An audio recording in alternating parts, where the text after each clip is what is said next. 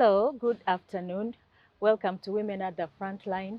On today's episode, I have a very prominent female politician who has been thriving in the opposition of Uganda.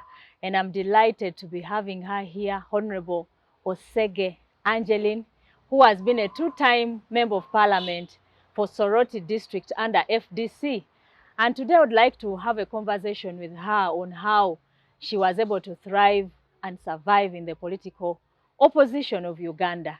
And of course, what are the opportunities? What are the challenges for some female politicians who are in the opposition? And of course, as it is, we are hoping that you can learn a few things from their experience. The women that I host here, from Honorable Angeline's story in thriving in the political opposition of Uganda. And I want to welcome you and thank you for joining us. We are coming to you from our studios, the headquarters of Civic Space TV here in Ntinda. Thank you so much, Honorable, for giving us your time and being here. It's a very humbling experience for me to even host such people like yourself. Thank you so much for coming. Welcome. Thank you for inviting me. Yeah. It was an opportunity to get out here, and most of the time I'm in the house. Yeah. And doing other house chores that I missed to do for a long time. Is that what and you're now doing? I realize I enjoy house chores. Okay. And so how yeah. is life after Parliament? That's what you missed, probably. Being with the family and, doing those little things that women love in their own time. It's been you realize that there is life outside Parliament. And you realize that there are a lot of things that you miss, that you find you enjoy doing. Yeah. Running around with the kids, cooking. I like cooking, planning Baking. my meals, baking, and, just looking after my house and making sure I design it the way I want. Wow. I change things the way I want. Wow. And make sure I attain the level of hygiene and cleanliness that I desire. It's a beautiful experience. Wow. I just love it. I just love it. Every woman loves to have a beautiful environment and a happy family, certainly. And as public persons, we miss a lot of that with our kids and our children. And I think you are enjoying yourself. Yeah, I am. I'm enjoying. Okay. At the same time, I'm also enjoying my fellowship with God. Wow. Because I have had more time to be with God. I have more time to converse with God. I've reached levels that I'd never reached before. Wow. Like conversing with God like I'm conversing like a friend. with you. Yeah. So it's a beautiful experience. And asking him questions. Yeah. When you reach that level of your faith, it's interesting how you can have, a conversation with God and even put up some challenging questions that, ordinary fellowship doesn't allow you. Yeah, okay. So, Honorable, the way I know you, you are a deeply religious person, as you have said. And today, of course, our conversation is around the politics of our country, how female politicians thrive in this politics, what are the challenges, how can somebody join, especially those that you share a similar experience with, those that join in the political position or position of the country. It's, I think, a big, risk also a lot of times. So would like to have that discussion further. But before we get into it, you've got me thinking, if you are that religious, why did you join the political sector in terms of leadership? Because I imagine by now, would be having a one Pastor Irene Manjeri or Pastor Musungu or women of that caliber, Pastor Kayanja, Jessica and others in you. So what did we miss? Why did you come in the political sector for political leadership rather than religious leadership? The Bible says we are heads and not tails. Okay. And we are the eyes. So if we relegate ourselves to the behind seats, then nobody is leading. The Bible says all those that do not know Christ are blind. And so if I have eyes and there are many people behind me, then I lead them on the right path. So I believe that as a Christian, I ought to be in a political space. I ought to be on all the 7 mountains of influence. Oh, which are those? And that is education, there is governance, there is music, there is what are the other 4? Business, I think. Business as well. The others have escaped my mind. Yeah. But we are supposed to to occupy all those places and lead the rest in godly ways, in ways. For example, when you look at politics today, when I was joining politics in 2011, I was asked in my church that, are you ready to go and tell lies? I said, I will not tell lies. I'm going to take their good politics. Okay. Because when I read the Bible, politics started from the Bible. I read about kings, I read about prophets, I read about judges. And they were the ones who led the children of Israel. And so I thought I would give a better kind of politics than people know usually. Yeah. Clean politics, politics of truth, politics of honesty, politics of caring for people. Okay. You know, putting people before yourself. And that is the politics I've exercised for the last 10 years that I've been in Parliament. And I think that is what God expects of us. Because there you are showing God's glory, God's mercy, God's love, God's compassion. Whether you are a minister, whatever position you are, when you know Christ, it is all about godliness, doing it the way of God. Wow. Yeah. You see, some of us, when we're in church, of course, the church, the people in church seem to think that politics are for the dirty people. They don't even want to associate with politics. They do not want to join politics. So for you, you took in a different type of politics and leadership. So how did you thrive with your religious, perspectives and deep faith in such spaces which are seen to be quite unclean and not a place for a practicing religious person? It is always weird to other people. They look at you as being extreme. For example, when I was chairperson Public Accounts Committee, there were instances when I was expected to take bribes. Wow. And I would tell whoever brought their money for bribe, please see the door that brought you and exit quickly this place before I call police. So certain things have become normal to the world.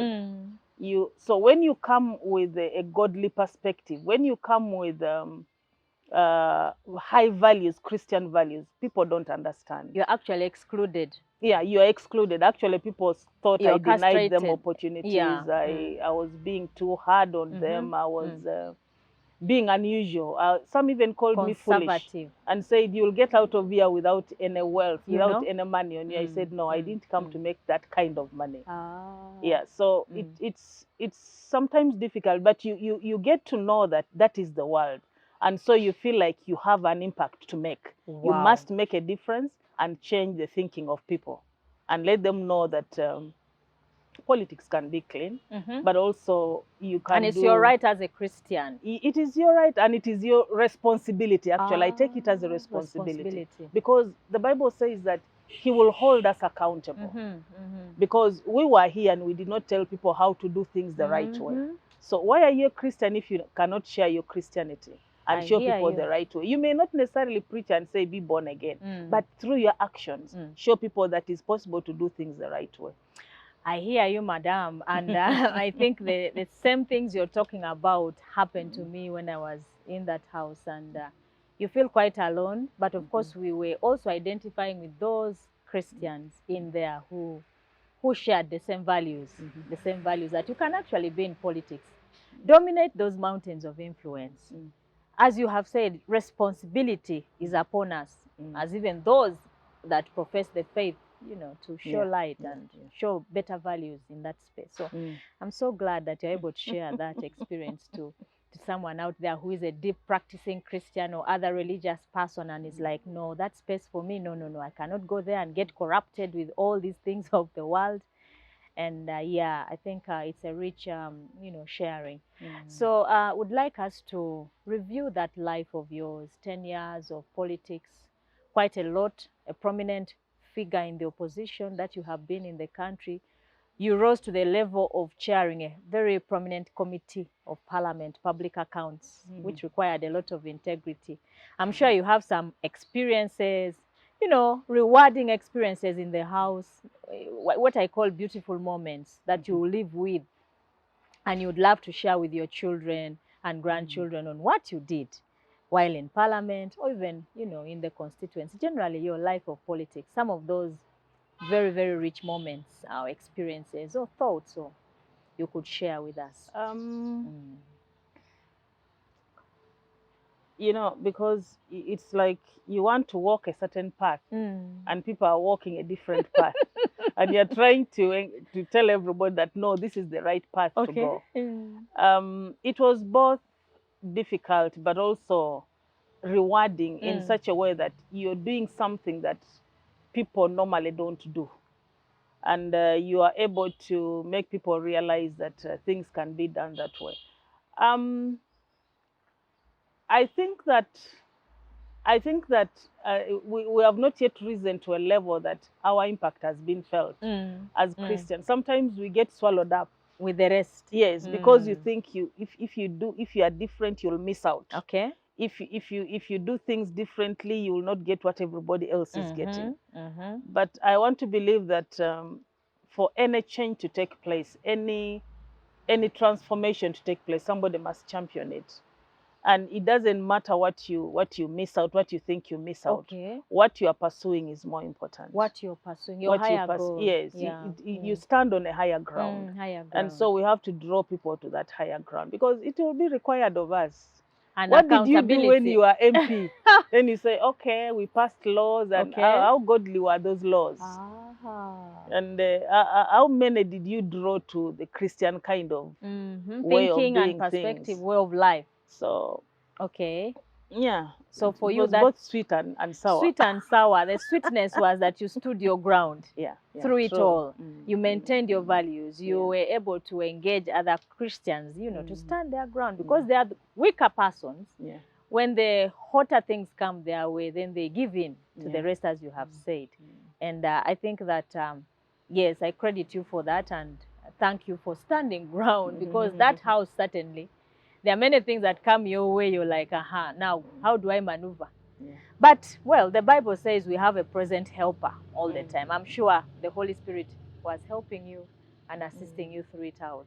And, of course, you speak about the challenges and, you know, those challenges. But I still want to pick some of your impact as a leader in terms of your services to the people, in terms of some of the policies that you really, really, you know, ensured or supported in passing, the general impact of leadership. Because when we occupy those offices, it's not about occupation of a position, it's about what impact we leave wherever we are. So that documentation is something I needed just to pick a little bit more. Yeah. Of course, you said earlier I was in opposition, and I still am in opposition as per now. Where are you at now? I'm not in FDC. Okay. I now associate with Alliance for National Transformation. The other day I saw you posing, slaying. The world would say slaying for with the Prime Minister of Buganda. Yes. Yeah, that's high level. What's going on that side now? We had paid a courtesy call on him because, you know, they are stakeholders in the governance of this country. Okay. And we believe that for us to get what we want as a Uganda that everybody enjoys, we have to work with other people. Absolutely. Share your opinions. Tell them why you think the way you think and why you think your way of thinking is better for this country. As Alliance for National Transformation, we believe in people first. Okay.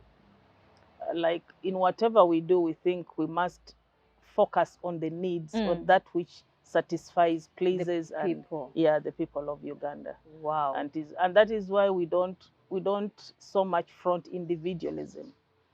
We would like to promote organization, the institutions. Okay. So it's not about personalities. Politics in Uganda today is about personalities. And that is why institutions are not performing very well. So if institutions are strong, anybody can come in the institution and work and perform. Run the show. Yeah. Okay. So as far as what impact I have made, sometimes it's not easy to realize that you have made an impact. But I think that we were able to mobilize women to be able to be almost self-reliant, to look at themselves as not secondary students, I mean secondary citizens of the country. Yeah, but people who can look after themselves, look after their families, look after their children. Because gone are the days when we thought that a woman should just wait for the man. Everything a woman should wait, and the man brings the kavera, brings the food if he doesn't do anything. So women got out to do things for themselves. And you found that through that, there was a reduction in the level of domestic violence. Okay. Because many times there would be issues in a home because the woman is always demanding. And when the man does not have and you are demanding, he gets angry. The next thing is a slap. Wow. And a kick. So you were able to give women the voice. Yeah. Voice and sustain that ground. Yeah. You know, I think it's working for women generally in the country. Yeah. Because then we are seeing more women. There is what they call descriptive representation, that when women see, or the society sees more women in politics or in those positions of leadership, then it becomes normalized. Yeah. So now it seems it's getting more normal for people to see women leading. So, well, sometimes we are like, well, it's not surprising to see the PM, the vice president, and other people coming up in this country. I think we are normalizing that space. Yeah. Yeah, thank you so much. But it also requires us to take it a notch higher. A notch higher. Because for you to be appreciated as a woman in whatever level, you really have to be exceptional. You have to. Because men will always try to think that this is just a woman. What so can you she have do? to, you have to show forth your capability. Wow. Yeah. Wow. Wow. So in you, they've been seeing that. Perhaps what you noted is an issue of institutions. So because sometimes our individual contributions are embedded in the institutional contributions. And I am tempted to ask you this question in terms of the political parties. Maybe some of your contribution was embedded. In your 10 years, do you think there is anything FDC was able to achieve in the transition, in the political arena of the country, and you fully associate with it and say, yeah, we did something? Yeah. I think FDC attained quite a lot in terms of giving Ugandans courage. Okay. To speak out, to stand for what they believe, and resist what they thought was wrong. Because initially, everybody was afraid. Everybody was scared and say, I'll lose my life. I'll lose my job. My children. Yeah, my children. My family. But now with time, people have developed the courage and said, this is our country. We must enjoy it. We must get what we deserve as citizens of this country. So I think via that, people have been strengthened in terms of their ability to speak out. Okay. And generally, because FDC did not work alone, we worked with other opposition parties. Especially, I remember when we did Tojikwatako in Parliament. That we went was around the most the country. difficult time of my life in politics. I know. Yeah. We went around the country and we realized that what this country lacks, people need a bold leader to lead them to what they really want. Once there is no boldness in the leadership, then people withdraw as well. There is a certain level of intimidation that has been meted on the Ugandans. So leadership is important. So leadership is important. If the leader comes out boldly, people will follow. Okay. Yeah. So as far as changing the politics of the country, ideas, the politics of the country, and we also managed to, I think up to now, people know that it's important to change leadership. After sometime often, yeah, quite often, because there is expiration of ideas. Today you will come to a position of leadership with such brilliant ideas, but you reach a time of expiry. And if we want to grow, people now know that we have to keep changing, so that we keep allowing in new ideas. As the old expire, we get in new ones. Young ideas. And you realize even in other countries, in many countries that have term limits, for example, because you know that you have 2 terms in office, you'll want to make an impact. And so whoever comes in will give their best to the country. Okay. That is what Uganda is missing. We'll be getting the best from everyone who comes in. Whatever time they come, they know by the time I leave, I should have made an impact. So now we don't have that. Wow. But also, yes, of course, that's a bigger discussion in this country, the politics of the country, whether people are gaining more courage or actually they are going downhill.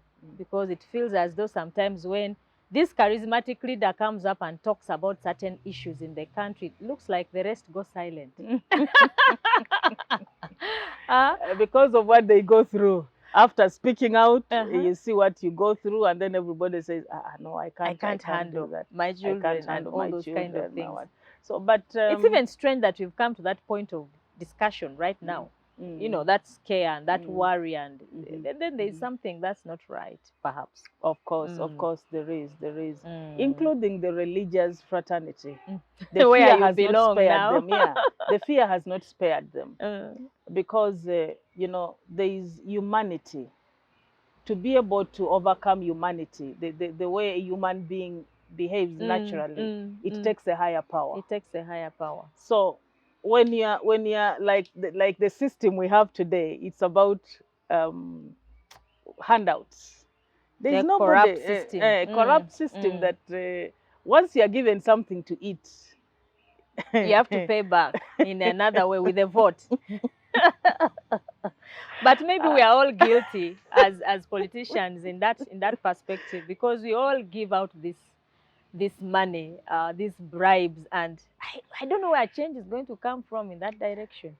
It will come. It will come if you just need a critical mass, a critical mass of people that believe in that and go out there and sensitize the people. Okay. I remember again when we did the marriage and divorce bill, when we were trying to tell people about the bill and their perspective, their opinions. It was very, very interesting. Yeah. But when you speak as a leader, that's why you're a leader. You give them the correct position. Both good and bad. You try to direct them. You say, this is what it means. Okay. But if we want to achieve what we intend to achieve, it is better to go this way. But you have the right to choose. So being a leader sometimes is not easy. It's tough. You may have a position and then people don't believe in your position. Yes. So it takes time to sell. You keep on it. You keep at it. You keep. If you're convinced that it's the most important part. Yeah. Okay. Yeah. Well, I know that there are things that we do in our villages, not because you're buying votes per se, but it's expected of you as a leader, as an empathetic leader, that you'll have some things that you'll do in line with community development, actually. Those are some of the things that we do, and I just wanted to hear a comment from you. Well, I did quite a lot, of course, those which people don't expect you, a leader, to do, but we end up doing that. What are those little things people of Soroti can remember you for? Yeah. You know, it was very, very difficult because the public drove us to doing what constitutionally was not our role. And because you are empathetic, as you've said, you see people have certain needs. And the nearest picture of government that they see that is supposed to supply some of their needs is you as a member of parliament. So they are sick, they will come to you. There are no drugs in hospital, they will come to you. They can't take their children to school, they will come to you. So I ended up paying school fees for more than 50 students. Some of whom completed university, others got pregnant along the way for the girls. Some of the boys dropped out, but a few completed. And now they are placed in certain positions, and I'm very proud about that. And you're very proud, certainly. Yeah. And it's amazing how the late speaker recently was telling, of course, we came to know that he has been paying for 100 children at secondary level. It's just unimaginable. Yeah. And people may not appreciate that, because that also is two-edged. You'll find the one whose child you are not sponsoring will get bitter towards the one you're sponsoring and say, after all, it is not my child. So there's that selfishness among the people. Although you try to get the most vulnerable, because there is no other way. There is no other way. You can legislate. You can do everything constitutionally, but you don't impact people's lives. So we try to see how to impact the lives of people. We also put women like in groups and try to support them financially, tell them to do little things and manage their lives. That's where the biggest need is, empowerment. The poverty levels are alarming in the country. And you can't just sit down and say, I'm not doing anything. It's not my work. It's not possible, unless you are not human. Except you are not human. Okay. And I realized that if we went the way of Kenya and other countries, I don't know that Tanzania has that, this money that they used to give annually, Constituency development fund. It makes a big impact in Kenya, for example. And if we are going to attain development that reaches the rural person, I think that is what government needs to think about. Yes, now they have introduced the parish model, but I still don't think it's going to achieve the impact that they think it will achieve. One, because the funding is limited, and then two, the corruption is going to swallow it up. Have you ever thought of how much money is wasted at the district level? If members of parliament were having such a budget to run those constituency programs, maybe there will be more impact. Because for you, you'll be subjected to an election.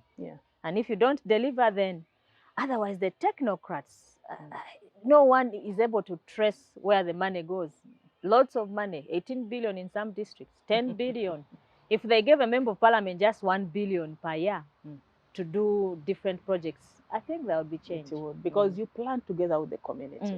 And they would give you their needs, and you do it the way they want and it. the money doesn't come to you as an individual. No, of course not. It has a It doesn't. system on which it runs. But that ensures proper distribution of the cake, as they say. Equitable distribution of the cake of the country. Because as it is now, you realize how some places were so divided. The parishes are more than in other places. A parish in Soroti, for example, is a sub-county in another district. Wow. A sub-county in Soroti is a district in another region. Place. And so you find the smaller they are, the more money they will get. Those that are not as divided divided in administrative units don't get as much. So you'll find the population is higher, but what is allocated to them is dependent on their numbers of the administrative units. Yes, administrative units. So it becomes a problem. There are still areas that are cheated.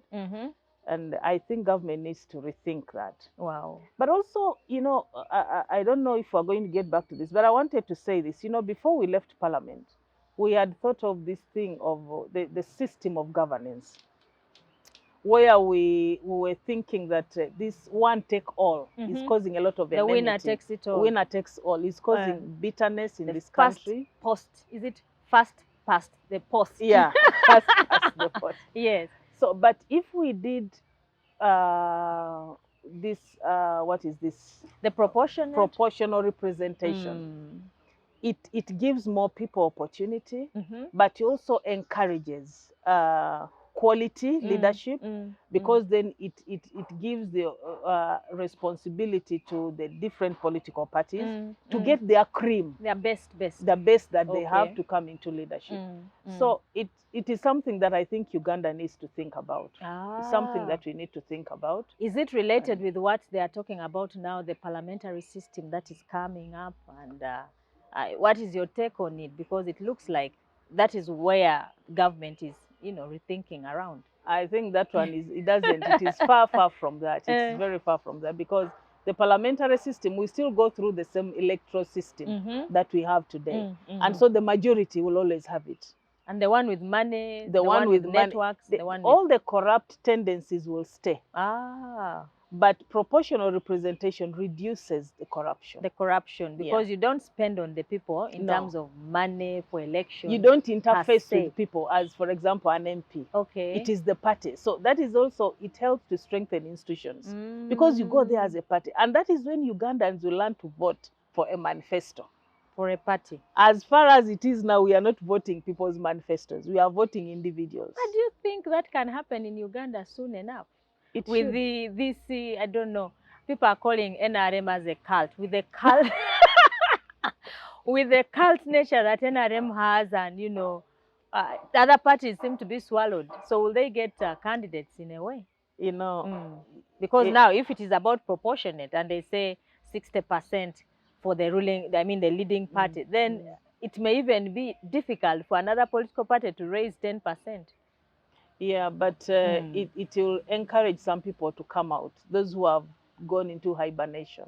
There are people who have given up on politics, and yet they would be very good politicians and very good leaders in this country. But because of the way politics is conducted, they have decided to sit back, because they don't want to come and meddle, to swim in the mud. They feel they have made their name. They don't want to come and be dirty in politics. But if the system was different, you'd be getting those people participating. I tend to challenge the elites in different pages that I'm in, that you see elites have stayed in the groups and WhatsApp groups. But in terms of coming out to, in this dirty mud of politics, they have stayed far away from it. And those are the kind of people you're talking about that could add value to the country, per se. Okay, Honorable, in this journey of politics, certainly, I know there are a number of difficult moments that we have encountered. And you as a person, what are those that you sit back and you reminisce those difficult moments and how you maneuvered through them during the political journey that you've had? I know you are still a very active political actor, but for the leg that you've had so far, you know, I'm sure you're going to say being in the political position is one of those biggest challenges. I don't know. Yeah, but it is interesting to be in opposition, incidentally, because I find it very hard to think one thing and say another. So in opposition, you are able to speak out your mind and get away with it in Parliament. Yes, yes, yes. So it's interesting as far as that is concerned, but it is also difficult because now Ugandans have tended to change, and now their thinking is that, what do you have to give us? And when you're in opposition, you don't have much to give because you don't touch the state coffers. You don't have access to some of these monies that, and if I were even in government, I wouldn't access that money because it is wrong. It is wrong. So it is interesting, but it's difficult. The campaign itself is very difficult because of the monetization. It is too high. The monetization has gone haywire. It's not worthwhile. It's not worthwhile. You have to struggle to get the money. You have to struggle to get the money. You have to spend money that you would have done other development to develop your family. And I think that should stop, because that is what is encouraging people to go and forget the voters. And do other because things. You have to recoup your money. And thank God some people have gotten there after establishing themselves. Look at people who get there straight from university. Fresh. They don't have a home. They don't have anything to their name. That is what they are going to think about first. So when will they start thinking about the voters? And so I don't know if we had opportunity, we needed to rethink that. We needed to rethink that. In fact, sometime I thought, even beginning from the district council, for example, we needed retired civil servants. Wow. Those who have already served. People who have served, they are retired. There is not much at the district. There's not much. There's not much. All you need to do is to understand documentation and be able to think for this nation, make decisions that help the country, utilize the budget correctly. As you see now, the councillors that are there, they are looking for what to eat. That is why there is corruption on contracts and so on. Everybody is fighting to what to eat, what to take home. So where is the place of the Ugandan? That is the ordinary Ugandan. So if we don't change it from the apex, if we don't change the kind of leaders, Ugandans will never benefit. The ordinary Ugandan will never benefit. No. But it's also said society deserves the type of leaders it has. So if, I don't know how you can approach that question, because then the level or nature of the parliament or the leaders we have resembles the society we are having at that particular time. And I think that is the conversation we are on right now. That how can we, have the best? We can't have our cake and eat it at the same time, How do you see that, in this country now? It is both ways. It's both ways, because how do people end up getting the kind of leaders they have? One, once you're in a position of leadership, people tend to believe you. When you say certain things, they think the leader has spoken. That is what is right.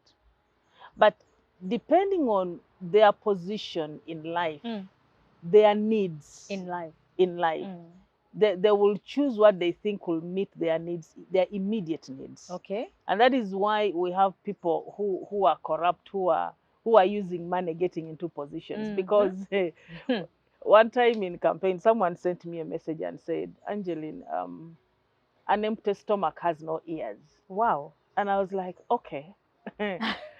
So I must first fill your stomach before you can hear an ear, before you can listen to what I have to say. And that is what Ugandans are. Mm. They are hungry. They want to be fed first. So you cannot speak to them unless you have fed them. So is that a leader's problem, or it is a wider problem? It was created by leadership themselves. Yeah. Yeah. And now they are using it. They are exploiting it to get what they want from the people. Wow. It's that means you have a lot of work, ma'am, to do in terms of sensitization, in terms of, you know, dreaming another Uganda or creating that Uganda. Where you are right now, I think, Aunt, that's a lot of work in terms of sensitization and preparing the country for that kind of change that you are talking about. Well, I also want to see, of course, those difficult moments of yours, because the purpose of this program is to help someone who is planning to join politics, to run for an election, for example, and you are highlighting for them that particular challenge. Did you always have money when you were beginning to join politics or run for public office? How did you maneuver those kind of challenges? Interestingly, my first term of parliament, I didn't use much money. What I used money for was fuel for my vehicles. And according to the law, you know, we're allowed to give water to the voters when they come. And you'd go to a rally, 50,000 was enough. Wow. You just and leave it. Yeah, you just, they just take it sometimes, because if it is in a trading center, for example, they will say, we don't have a pit latrine here. I want to put it to build a pit latrine for ourselves. And they would put it to good use. But today, everybody wants what they will take in their stomach. Individually. What they will eat as an individual. It's not again communal. The thinking has moved from communal thinking to individual. And that's bigger challenges now. That's a bigger challenge. But there is nothing that is insurmountable. Wow. If we put our heart, our energy to sensitizing people and showing them, walking the talk, doing things, and they see that, okay, this way of doing things is right, it is helpful, it will change. There is nothing that is impossible. Wow. People can change. And I believe Ugandans want to change. And the responsibility, again, is on the leaders themselves, because leaders are charged with the responsibility to find solutions. So it falls upon us again, squarely, the leaders of this country, to be able to create that change. And that's where we are not doing well enough. And each one of us collectively, we are to blame, I guess. Yeah, true. Yeah. Okay. And I guess probably that is one of the regrets you are having in terms of your politics. What are those? There are things that you look back and you're like, I should have done better in this area. Maybe I should have done it in this way. Maybe, or I could say, did Angelline regret being in opposition or something? Or you could have been in the ruling party, or you know, those regrets. I think you know, it is not easy to have regrets in an environment where you know you cannot exploit your total potential. Okay. There are things we would have desired to do, but because of the environment we are working in, it was not possible. So, unless the environment was very friendly, so much so that you see that, okay, I had this opportunity, but I didn't use it. Look at the way we do things in Parliament. We produced reports, recommended people to be jailed, recommended people to be sacked. Okay. And how many have been sacked? So you reach a point and you realize that my energy is going to waste. But if the environment was responsive, you know that you are challenged to do something, and somebody will pick it up. Someone who is responsible will pick it up, implement it, and you realize the change for the greater good. Yes, you'd easily have regrets. But as it is, the whole system, somebody said that it is a full-time job to be a Ugandan right now. Because from when you wake up to evening, when the sun goes down, it's just problems after problems you're discussing and, you know, reflecting on and thinking about. So it's a full-time job to be a Ugandan. So you want to say the whole system is a regret? Yeah, probably. Yeah. I think the whole system is a pain. It has not given Ugandans what they ought to have, and yet it would have been possible. But deliberately, Ugandans have been denied the Uganda that they would enjoy. Earlier on, we had talked about encourage. I hope I'm not discouraging the young ladies. You are discouraging from the look of things because No. you are making it a full-time job for this political leader who is coming up to, she will be joining a place of problems only. But No. I think we should be inspiring them on how to, how we can build a better Uganda, to dream together. And, when they come in, how can we do better? I That's think what it's you're good to doing. know that the environment is not good, first of all, so that you come well guarded. That's right. And then you can think deeper and say, okay, now given I'm here. Now that I'm here, how can I make a difference? Well, I want to encourage them and say that it is still possible. You don't have to fear or to give up or to be scared. I mean, where people have been, you too can be. Where men have walked, you can also walk. Only that you have to know that you have your capabilities. You don't come into that environment out of because somebody has brought you there. But when you come and you know that you have something that you want to offer, what's your calling? You know your purpose, you know your calling, then you will do something. You'll do something. You don't have to sit back and say, no, it's a no-go area. No, but what you are emphasizing is that they are coming to a difficult and political environment, so they must to know that. And therefore it requires different approaches to different, situations and just preparedness. Yes. Okay, that's very interesting. All right, Honorable Angelline, you have been a very good guest unto me and my viewers here. But I just have a few more things before I let you go.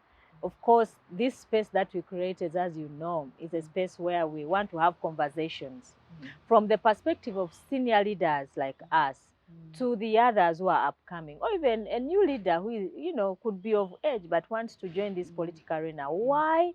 We want to be intentional in terms of raising more leaders. Because if we wait for affirmative action, then we are not going to achieve what we are talking about. So different strategies, different intentional strategies aiming at the same purpose of raising the parity, the numbers we want. Otherwise, if we don't do many things we want to do right now in terms of supporting new leaders, then we are not going to achieve that parity. Even if we bring proportionate, there will be no leaders to be raised in those political parties. Perhaps we'll go back to the smaller numbers we had even before this affirmative action. So this conversation is important. Your experience is important. Your visibility and even just your appearance to somebody who would want to hear how a politician speaks, how they think, how they walk, what drives them, those kind of things. So it's very important. And how to prepare for those kind of challenges that you're talking about. I know that you talked about regrets here and there. You are challenging us to think bigger and to reflect on the environment we have. But if you are speaking to a woman of that category who intends to still come up, even in the circumstances of our leadership, of our country right now, what would you tell them, having walked that same journey to perfect their walk of life as well? Yeah. I think they need to come and know that they have a calling. Not necessarily because they are Christians, but every human being has an assignment on earth. And so if you want to come in and not focus on yourself and focus, because an assignment means you have a job to do. And when you do a job, it's not for yourself. It's not for yourself. You do it for other people. Once you realize that it's about other people, then you'll always perform it. So I would just want them to come. Just come and be human and think of others, not yourself. What makes people fail is about selfishness, because they think, what do I have to gain? And when you begin asking that question, then you'll cease to be a leader. Okay. Yeah, you'll be seeking your own satisfaction. It's amazing. That has been said over and over again on this program, that if you don't have empathy, you cease to be a leader. So it looks like that's very fundamental. Okay. Yes. A leader is about other people. Because if you take it practically, a leader is ahead of other people. So people follow you and you show them the path to go to. Okay. Would you want to show them the right path or the wrong path? So I think it doesn't call for fear. It doesn't call for retreat. It doesn't call for drawing back. but it calls for strategizing Mm-hmm. and knowing that, okay, I am created to make an impact. Mm.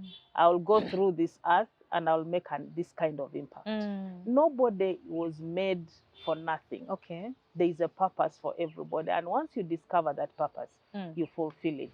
And it will be good. It will be good. Wow.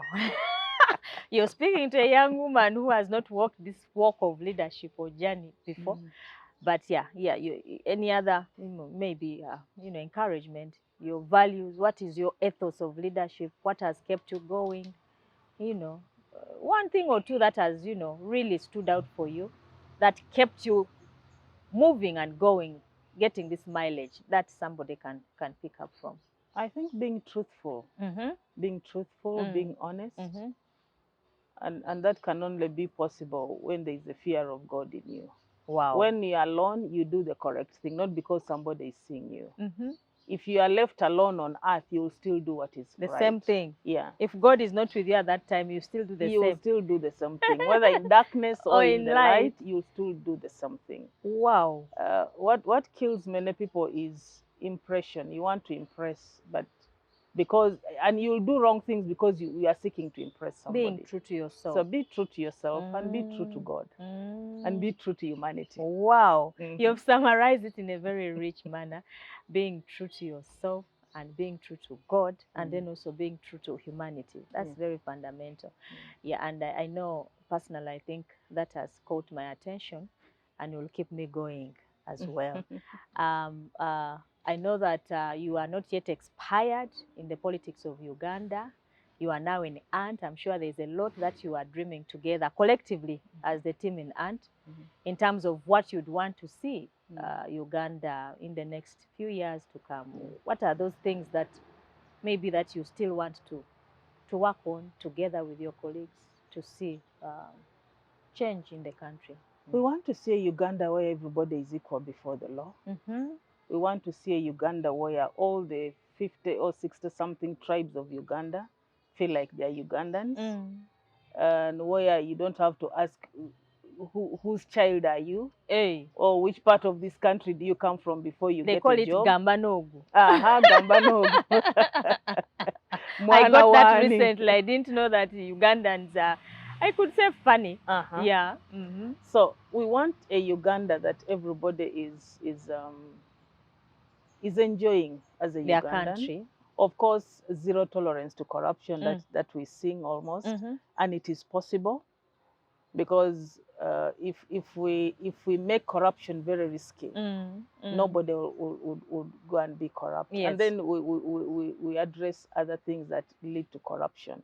It's not necessarily about payment. It's not about salaries, no. It is a moral issue. Because our parents, my father was a teacher. Humble teacher. A humble teacher. And that time corruption was not known. It was not heard of. He earned his salary, and that is what took us to school. He cultivated, and because there was market for their goods, they were able to raise money from cotton and so on. And we went to school. We had the basics, but it was good life. Yeah, happy. But now people seem to want to have too much in a short more time. Than even they need. It's human nature, maybe evil or wickedness or what? Wickedness has gone high, but that also now means to me and you who believe that we are supposed to change the world, we still have work to do. We still have work to do.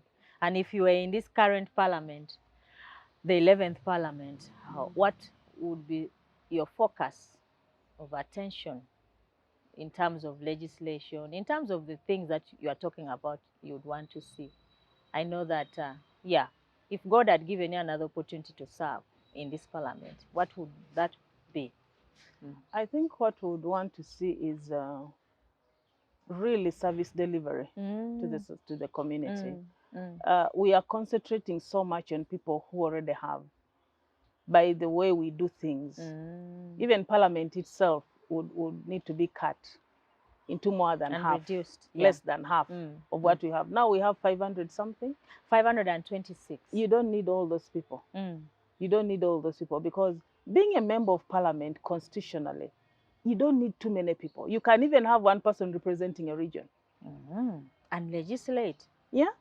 You were youth MP, and youth MPs, although it's becoming a position that I think, given opportunity, I would not would have been erased. Yeah, would have been erased because it is not achieving what it ought to achieve, what it was set out to achieve. It depends on the office holder. Yeah, because I think those who don't know what they are doing, they will just occupy positions. So I think we need to transition this country to a point where leaders are not semi-gods. Wow. Leaders are servants, and they meet the needs of the Ugandans. Not to be there to like a lynch, sucking Ugandans. The blood of the Ugandans. Yeah, and the Ugandans are dying and the leaders are growing fat. They're growing fatter. I'm glad I'm not so big. I didn't gain any weight while I was there. No, it was tough. Incidental, I think, Parliament, I don't want to seem like I am being biased. But oh, yes, when you are out of it. That I think there is a lot that needs to be done to make Parliament impactful. Yeah, because even the system itself doesn't allow Parliament to be what it should be. Yeah. So now it has become like just a stamp, a rubber stamp. A rubber stamp. It started. It was a gradual thing. It was gradual. It has come being eroded. The power of Parliament has been eroded gradually. Yeah. And now it is almost reaching the peak. Probably it's no longer there. It's a place to pass by. Yeah. We don't bite. There is no relevance. No. We could say. I look back and say all those benchmarking trips that we did. Very beautiful ideas. Recommendations and I don't see anything being implemented. Okay. So if the things were taken into consideration, I think would be somewhere. No, but yesterday, this coffee deal, I think today they've cancelled it or something because I think Parliament rejected it. They raised concerns. There are still areas where Parliament is still relevant and they raise their voice and they are heard. In this particular coffee deal, as I came to this program, I'm told that the deal has been cancelled. I hope it is true. And we can also credit Parliament for putting up a strong, defense on that matter. Sometimes it's not just about Parliament, because Parliament doesn't act by itself. Yes. It has a role to play. True. And many times it has played its role. But who is supposed to pick from the hands of Parliament to implement? That is where the problem is. Technocrats because, and the others. Yeah, the ministries and the executive. Because if Parliament has made a decision and then it remains on paper, it means Parliament is not being utilized. Not because they have not done their work, but the person who is supposed to pick up from them has not done their job. So you can't blame them wholesomely. Okay, I have enjoyed talking to you, Honorable Angelline. I know we are going to invite you to some of our programs because you have a lot of things that we still need to pick from you. Of course, our chat here usually is conversational and we just want to pick a few things, inspiration, encouragement from such women as yourself to the upcoming women and other women in different spaces. We want to grow more leaders and encourage. So thank you for the insights, a few things that you've shared. Maybe as we wind up, we could just, one or two things you wanted to recap on, maybe you missed out in the beginning, and then we wind up from at that point. I think just to encourage upcoming leaders, plan out your life, plan out your life, be focused, but more importantly, know that it is a service. It is a service. Political leadership is not for self-aggrandizement. Wow. It is a service. And if in your heart it's not about a service, don't get into it. Because you'll either kill yourself or you'll be disappointed. Yeah, you'll be disappointed, but you'll destroy yourself. Wow. And especially to young people who are just getting established, give yourself to serve. And the rest shall be. The Bible says that seek ye first the kingdom, and the rest shall be added unto you. Okay. Seek the good of Uganda. And Ugandans, and Ugandans will appreciate you. Wow. And they will place you where you desire to be. Honorable Angelline Osege there with her, nuggets of wisdom, I could say. And this one is very, very close to my heart that she's just concluded with. seek ye first the kingdom of Uganda, and then the rest shall be added unto you. As a leader, political service is what she's emphasizing, and many other things that she's discussed since we started. And I'm so delighted that you've been following up to this point. I would like to thank you and to keep challenging us, you know, to keep growing and sharing. And of course, we shall be here for you, bringing you such women, inspiring you with such people, and hoping that we'll grow together and we can change Uganda, as she has been saying, to a better Uganda, better country, and looking out for the people always, regardless of the circumstances we find ourselves in. I think that's been your key focus. We should look out for Uganda, regardless of the environment. So thank you so much. I've been Monica Amoding here with Honorable Angelline Osege. We'll see you next time on another episode. Shalom.